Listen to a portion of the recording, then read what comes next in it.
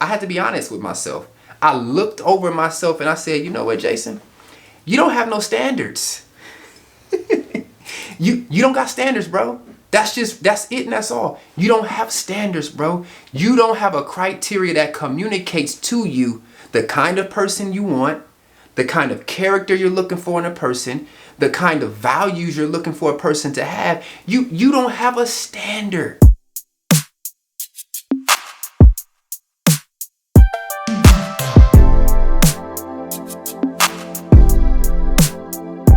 What's going on, family? You know, I've heard people express their frustrations around this topic that we're going to talk about today. And I've seen people give up on relationships altogether because of this frustration. And the question is often raised, and it's this: why do I keep on attracting the same kind of people? Why does it seem like I'm dating the same person with a different face? Why are the people who I'm not interested in, who I know are not good for me, always pursuing me? They're in my DMs, they're texting me, they're after me. What is it about? What is it? And I think we have to consider something. I don't really think the question should be, why do I keep attracting the same kind of people? I think the question has to be this: what is it about me that makes me look and seem compatible to the one who's wrong for me? I'm going to say it again. What is it about me that makes me look and seem compatible to the one who's wrong for me?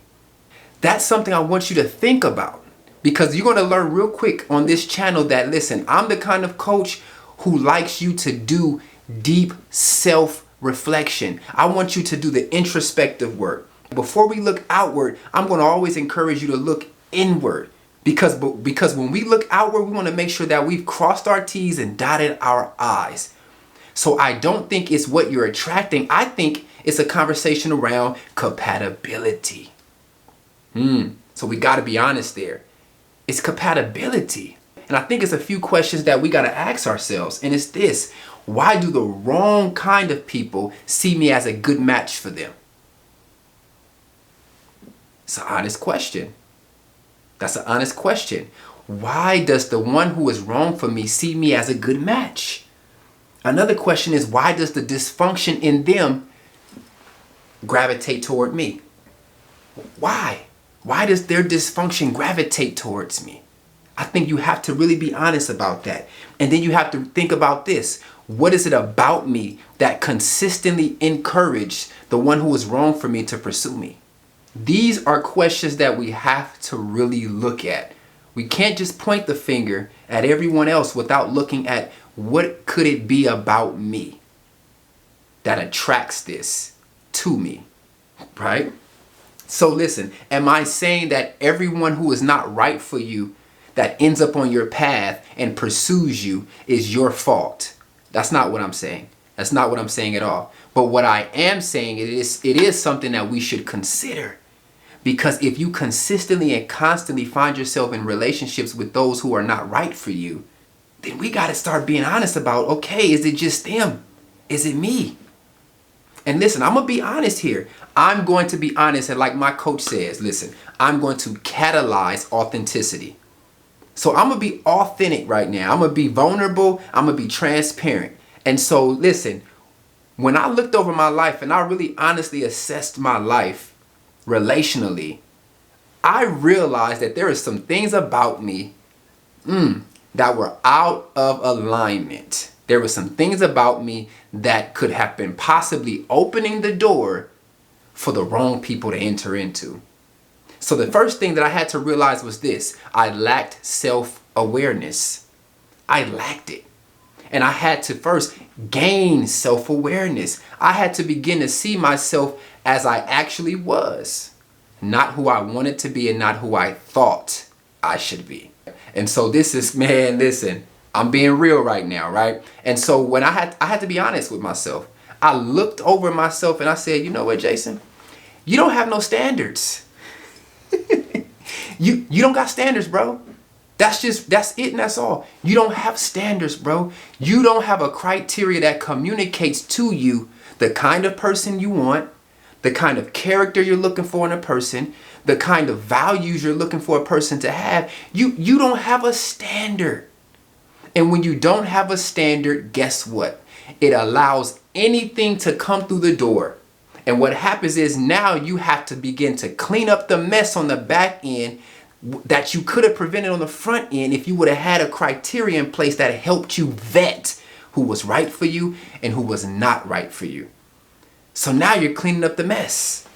Now you're cleaning up. Now clean up on our me. Yeah. So I have to be honest about that. Another thing I had to be honest about. I realized this, that I had the disease to please. I had people-pleasing tendencies. What is that? That I was allowing relationships to form without my consent. Because I had the people-pleasing tendency to please people because I wanted to avoid confrontation. I wanted to avoid them feeling bad. I wanted to avoid seeing them cry. I wanted to avoid the hundreds of phone calls that I would receive, trying to get me to explain and to rethink a decision that I wanted to make.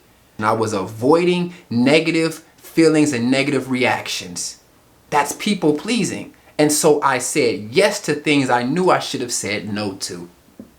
And people pleasing tendencies don't just look like that. They also look like a kind of person who looks to please people for acceptance. Because they get a sense of self-worth from pleasing people and having people look and see them a certain way. And so when they're pleasing people to avoid rejection, to avoid not getting that acceptance that they need, because that will translate into abandonment. And so whatever the reason for your people-pleasing tendencies, I want you to think about this. What door does that open up?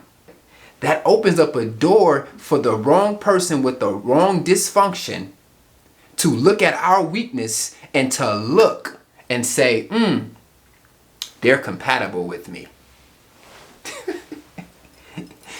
Right? They're looking at us and saying, my dysfunction is compatible with a person who's willing to do anything to please me. That's key. So what I had to learn was, listen, there was some growing that I had to do, and there were some things about me that I had to improve. And I think we have to consider another thing when it comes to growing personally. That when we look at personal growth, we have to look at growth beyond the realm of accomplishments and achievements. What do I mean? I mean that you can make the amount of money you desire. You can have the dream job, the dream money, the dream positions, the accomplishments, the accolades, the achievements, but none of that equates to you growing personally.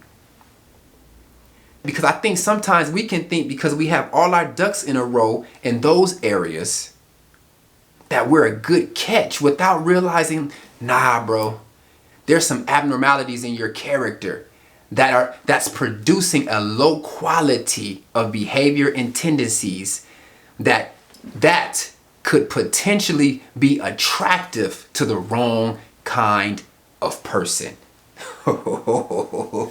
Oh, so that's strong. You have to understand that, right?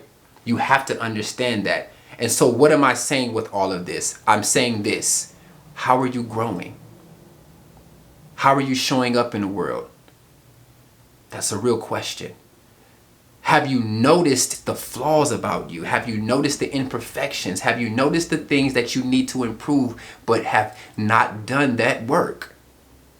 Because you have to become the kind of person who is compatible to receive the kind of relationships that God wants and has for you.